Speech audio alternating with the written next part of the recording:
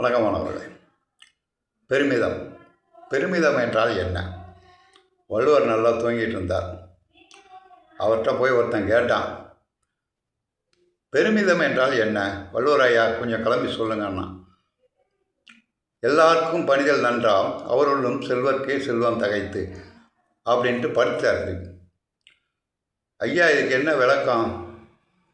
பரிமேலாளர் வருவார், பிறகு உரை இலக்கணம் எழுதி வைப்பார், அதை படித்து தெரிஞ்சுக்க போடான்ட்ட படித்தார்.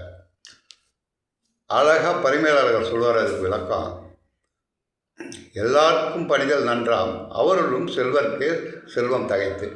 மிகப்பெரிய விஷயம் பெருமிதம். பெருமிதம்னா என்ன? தன்னை விட ஆள் கிடையாது அப்படிங்கிற கர்வம் வந்தோம். ஒருவனுக்கு பெருமிதம் கல்வியினாலே வரும். பரிமேலாளர்கள் உரை இலக்கணம் பாருங்கள். ஒருவனுக்கு பெருமிதம் கல்வியினாலே வரும். ஒருவனுக்கு பெருமிதம் தன் குலத்தினாலே வரும். ஒருவனுக்கு பெருமிதம் செல்வத்தினாலே வரும். அடிப்படையில் இந்த 3 விஷயங்களில் தான் பெருமிதம் வரும். தன்னை விட பெரிய ஆள் கிடையாதுங்கிற எண்ணம் வரும். முதல்ல சொன்னார், ஒருவனுக்கு பெருமிதம் கல்வியினாலே வரும். எப்படி சார் பெருமிதம் கல்வியினாலே வரும்? நான் நிறையா படிச்சிருக்கேன், நான் ஐஏஎஸ், அதனால் எனக்கு தெரியாத அறிவே கிடையாது, எல்லாம் தெரியும் அப்படின்னு நினைப்பான். அந்த கல்வி தருகிற அறிவே அவனை அடாக்கும். நான் சொல்ல போகிறீங்களா? ஒரு பெரிய கலெக்டர் இருந்தார் மதுரையில். பெரிய வெள்ளம், 3 நாளாக பசி பட்டினி மக்கள். காமராஜர் பீடு. உடனே இந்த மக்களுக்கு ஏதாச்சும் உணவு கொடுக்கணும். எப்படின்னா, ரோடெல்லாம் மரம் வந்து கிடக்கு சார், கலெக்டர் சொல்கிறார். அதனால் கார் போகிறதுக்கு அதை ரோடை கிளியர் பண்ணவே 3 நாள் ஆகும். அதெல்லாம் முடியாது, இன்றைக்கே உணவு கொடுத்தாகணும் அப்படின்னாரு. கலெக்டர் ஒன்றும் முடியாதுன்ட்டான். அதான் நிறையா படிச்சிருந்தால் தன்னை விட அறிவாளி இல்லைன்னு நினைப்பான் சில பேர். சமயத்தில் ஏமாந்துடணும். அந்த கல்வி தருகிற அறிவே அவனை அடக்கும். சொல்ல போகிறீங்களா?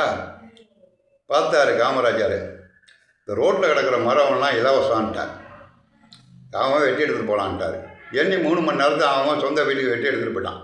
மனிதனுடைய இயல்பை இலவசமாக கிடச்சா எதை கிடைச்சாலும் எடுத்துகிட்டு போவான். மரத்தெல்லாம் வெட்டி எடுத்துகிட்டு போனால் ரோடு கிளியர் ஆச்சு. அன்றைக்கே சோறு போட்டார். இதை தான் சொல்கிறாரு பரிமேலாளர். வள்ளுவர் சொன்ன குறளுக்கு விளக்கம் சொல்கிறார். ஒருவனுக்கு பெருமிதம் கல்வியினாலே வரும். அந்த கல்வி தருகிற அறிவே அவனை அடக்கும். சரி, ஒருவனுக்கு பெருமிதம் தன் குலத்தினாலே வரும் அப்படிம்பார்.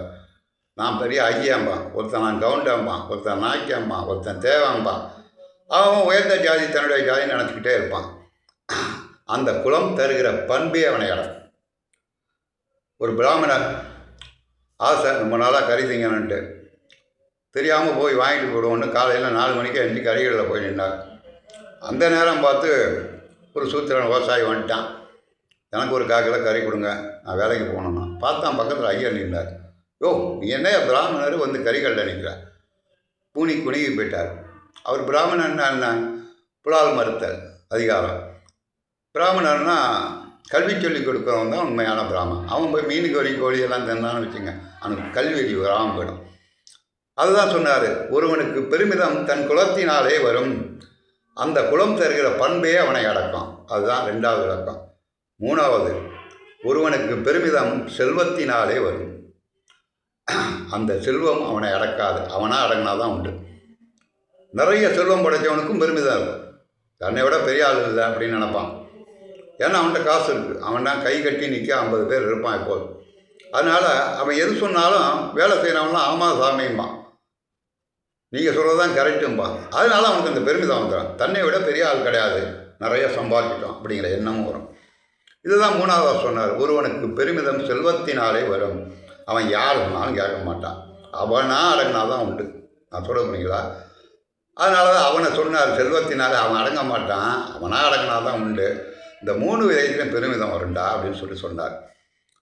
இந்த சுதந்திர தினம் 4-5 மாதத்துக்கு பிறகு இன்றைக்கி தான் வீடியோ போட்டிருக்கேன். செல்லையும் அடமானம் வைக்கக்கூடிய நிலைமை, அதை விடுங்க. ஏன்னா நிறைய படிக்கவன், அறிவாளி, புத்திசாலி, ஏன் வள்ளுவரே எடுத்துங்க, பாரதியார் எடுத்துங்க, எல்லாம் வறுமையில் வாழ்ந்தவர்.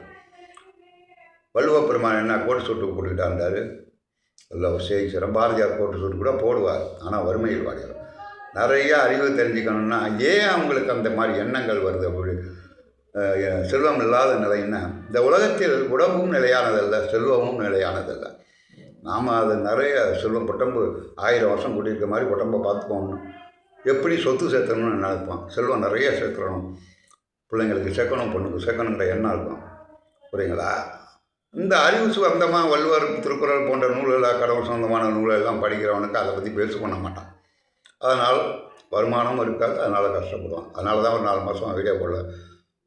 நரிமானவர்களே, மீண்டும் சுதந்திரம் நீ சாயந்தரம் நல்ல திருக்குறளோடு நல்ல விளக்கத்தை பெறுங்கள். நன்றி, வணக்கம்.